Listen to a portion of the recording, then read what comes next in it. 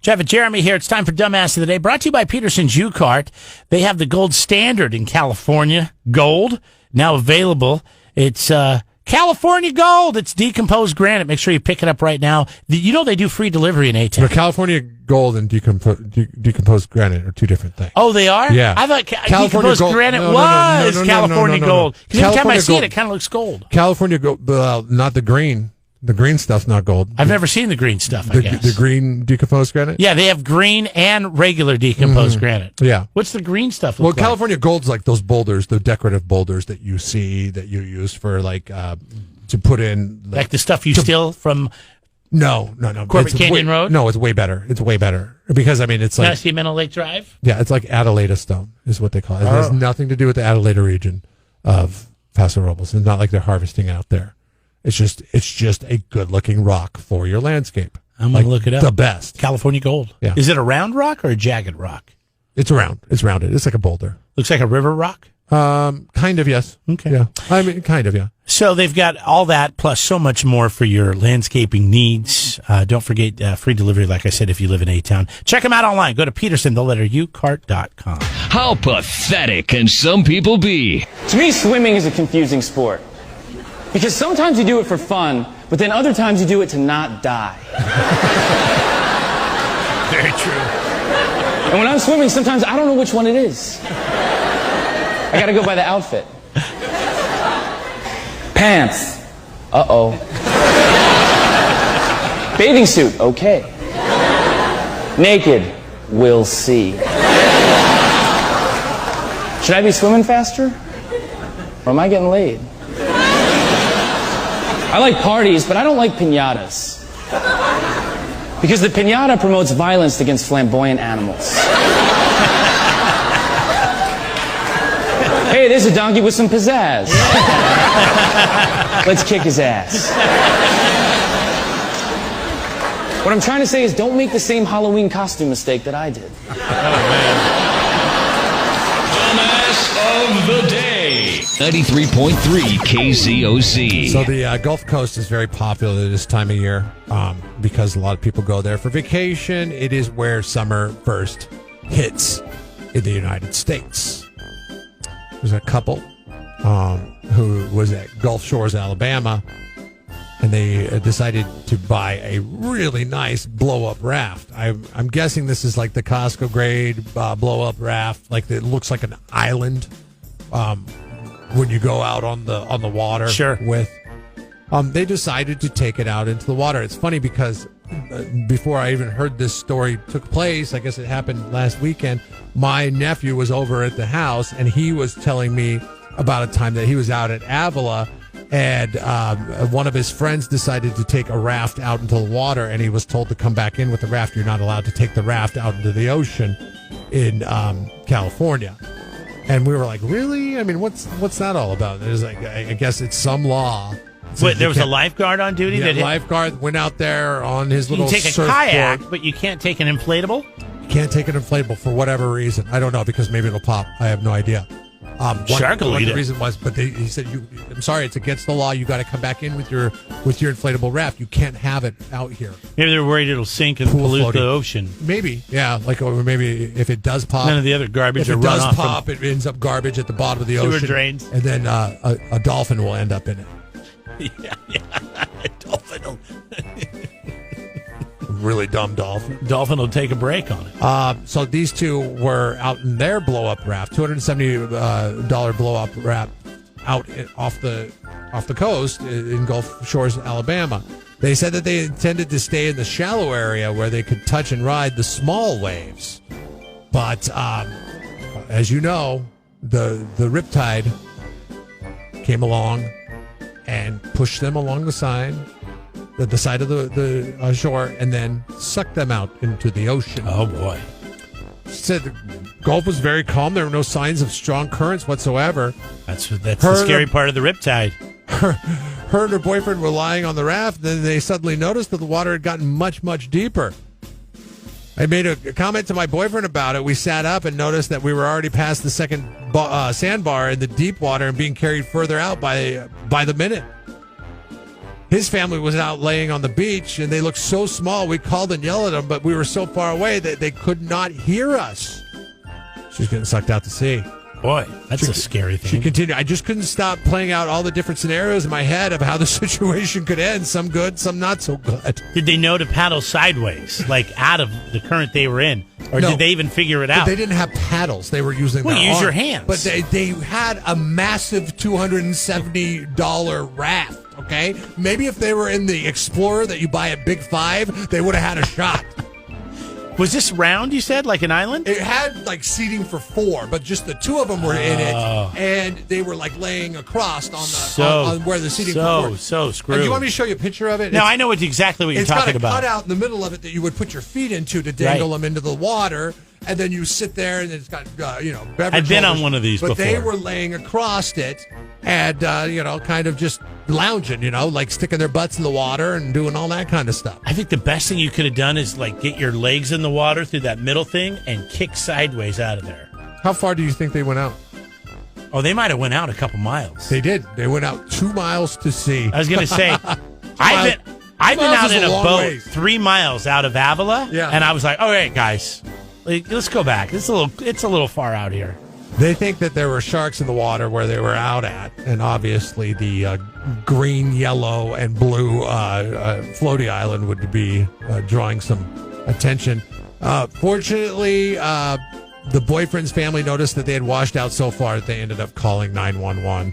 Rescue helicopter appeared on the scene, and a nearby boat noticed the situation. They came by and helped. Other boats eventually arrived, including a jet skier, and the couple was safely returned to shore. Helicopter. I got stranded out of Avila once when a buddy's motor wouldn't start, and we had cell service, so we called, and then they sent Harbor Patrol in a boat, not a helicopter. You had your helicopter service. Why didn't you use it? Because I wasn't hurt. That's only if you get hurt. Do a Rodney Dangerfield. Kind of show. Oh, my arm. Oh, I got moving. Oh, my arm. You want to play for me? Oh, man. Just because you buy the blow-up raft that is like the nicest blow-up raft at Costco does not mean you're going to be safe going out and sea. Such an accident. And you're making a dumbass of the day? This could happen to anybody. Well, know your currents. Know your currents. Otherwise, you're going to be Jeff and Jeremy's. Not know your current events, but know your current. Dumbass of the day. It's Jeff and Jeremy here online at KZOZ.com. 27% of kids think phones should be allowed at the dinner, during dinner. Now, I don't really have an issue with this. I don't have kids, but if you're eating at the dinner table, I believe that this no phones.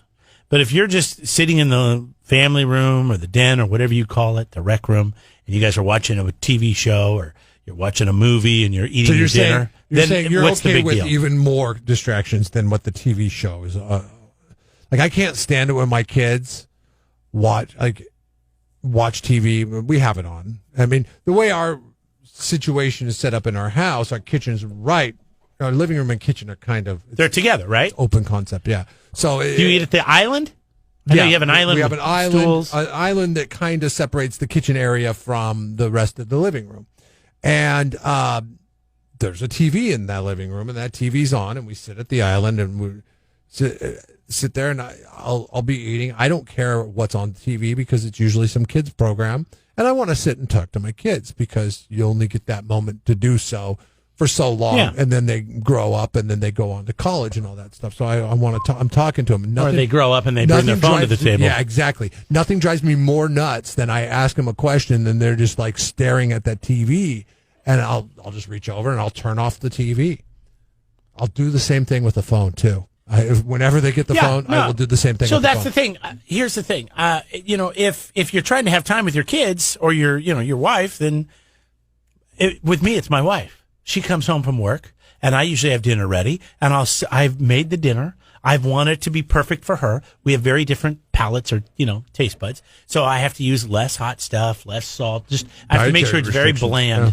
And then so she sits down there, and she'll start eating, and she's got her phone right there in her hand. And she's looking at Facebook, or I don't know what she's looking at. You couldn't have done that at work? Well, she was at work.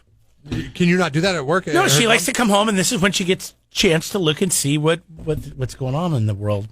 And so I'm looking at her. I'm just sitting there eating. I'm just staring at her. And then she'll look up at me and she goes, "Did you say something?" I go, No, I just made this meal for you. I thought maybe I could hear about your day. And you're over there. Oh, I'm sorry. Oh, my gosh. Why don't you ask her about her Facebook Friends Day? And I go, yeah, well, I will. I said, what's going on Facebook? Some days I get creative with it. It's not just the same thing every time. I'm like, hey, what's going on Facebook? Oh, I'm not on Facebook. Exactly. That whenever I say that to my wife, whenever she's immersed in, for her, it's Instagram. I'm like, oh, what you checking out on Instagram? And she sees it as an indictment to her behavior, and she gets very defensive. And I'm like, I'm just asking, like, what is interesting? Yeah, since you don't want to talk to me, I figured we could talk about something that we have in common, that you're interested in. Yeah, I sure as hell don't even know how Instagram works. So it'd be nice if you could cue me in on that. It seems to be somewhat of an interest to you. But, I mean, if you're all sitting around watching a TV show together, then who cares if the kids are into the TV show or into the phone? But when I ask that question and I get no response, and if I push for the response and they act like they are irritated with me even talking to them, that TV will go off. But it will stay off until dinner's done, at the very least. My kids don't like half the stuff that I make them eat. So dinners can be long. They can be a good hour plus sometimes. You want to watch that TV, you're going to eat that food. It's funny because when you're kids, you just don't pick up on this stuff. But maybe your kids will be smarter than I was, because I remember sitting there having to stay until I finished at least half of the meal. Mm-hmm. I wish I had that problem now. I know. Where I didn't like to eat. Maybe I'd be a lot thinner. Maybe we're doing the wrong thing by telling them to do that. Jeff and Jeremy in the morning. Now, I haven't done this to my wife, and I doubt that you do this at your house. But I don't know. I could be wrong. But I remember having roommates, and it was a big deal. And especially when I met my stepdad, before he was my stepdad, he was dating my mom, and then all of a sudden he was staying over all the time. And one day I went to go get a Twinkie, and the Twinkies were gone. And then, I don't know, it was a few days later, maybe a week later. Is Twinkie code for something? No, it's a Twinkie. I used to like to come home from school, and I'd get a Twinkie. Have you had a Twinkie lately? And a glass of milk. I don't know if they've changed it or I've had a Twinkie. My palate has grown up, but my kids got a Twinkie the other day, and I was like, "Give me a bite of that." Because it's been. Remember, Hostess sold it. Remember, it went away, and then somebody got it, and so it could be a little different. It's been it's been probably 20 years since I've had a Twinkie. Yeah, and I was like, "Give me a bite of that." Not as good as I remember. It's like Karate Kid. It was my favorite. The ho-ho, the ding-dong. Cupcake was by far the cupcake, the best. But the one, really, which one? The one that was rolled up. Is that the ho-ho? Was the you know which one I'm talking about? Yeah, it had the cream filling all swirled in there. Yeah, it was just like a square cake. Yeah, that chocolate. they rolled up and into. I think it's a ho-ho. Is that a ho-ho? That was the ho-ho. And it had chocolate on the outside of it. Yes. That was my favorite Hard one. chocolate. Yeah, that was a good one. Yeah. That was a really good one. Ding Dong was good too, though. I liked the Twinkie the best because I would pull it apart, and then I would just take my tongue and I'd lick all that frosting out, and then I'd just throw the Twinkie away. Is that what you haven't done to your wife? No.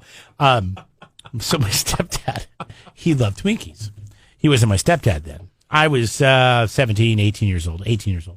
Anyways, and I just remember because it was my senior year. And I'd come and I'd get a Twinkie and then all of a sudden be gone. And I couldn't find the Twinkies. And then a few days later, a week later, I am opening a drawer looking for a pan. And there's the box of Twinkies. It had been moved. He hid the Twinkies. And I confronted him about this. I actually confronted my mom first. And she goes, well, Jeff really likes, his name is Jeff as well. So you can get the correlation here to how it drove me nuts. I'm like, what's the deal here? Well, Jeff apparently thinks you eat all of his Twinkies. I go, these are our Twinkies. You've been buying Twinkies for my whole life. And now all of a sudden this guy shows up and he thinks they're his Twinkies. Well, apparently he went to the store and bought this box of Twinkies. I go, dude, if he's going to be here in my way, taking showers here, turning the electricity on. You're right about this, by the way. Then he needs to share the Twinkies. I don't think you're right about things, but I don't believe in this. Like, if you are living with a complete stranger, then this kind of behavior is okay. All right? This kind of behavior is tolerable. Like if you're in a college setting and you don't know or care about the person that you're living with, and there is no no community there whatsoever, you just happen to be cutting down on costs by sharing a space with somebody, then you can mark your food. This is Jeremy's, this is Jeff's, whatever. But if you are friends with these people at all, you do not label it, this is mine, this is yours, this is mine, this is yours. It's community at that point, because once it gets into this division, it creates all kinds of hurt feelings and problems in the house. So, I mean, for the most part, my wife and I, we've lived together since college, and we always had a roommate. Jeff was our roommate for on and off a couple times, but just for short spurts. But his best friend, Ernie, was our roommate the entire time, pretty much. I mean, I think Ernie was our roommate for 6 of the 8 years we lived over there. And Ernie was awesome. Ernie didn't smell very good, but he Ernie smelled fine. It was his room that smelled weird. Yeah, his room would smell really weird because he worked at restaurants where they use a lot of garlic, and then he would leave plates of food half eaten in his room. It was gross. Yeah. We just made sure his door was shut. So the room didn't smell very good, but he was a very good roommate. Quiet. Quiet. I mean, we always said, Ernie, whatever you need, but he never really helped himself to much. And then whatever he had, we seemed like we didn't want, so it wasn't a big deal. But I guess 48% of people say they stash food, treats mainly, in hidden spots around the house, so they don't have to share them with other people. See, if my stepdad hadn't been so lazy and just moved them to another drawer because it came out of the pantry into a drawer, if he would have put them in their bedroom, I would never go in my mom's room. Put them in the night table or the drawer for his nightstand or whatever you call that. My stash, fine. My stash, I do have a stash, but it's at work.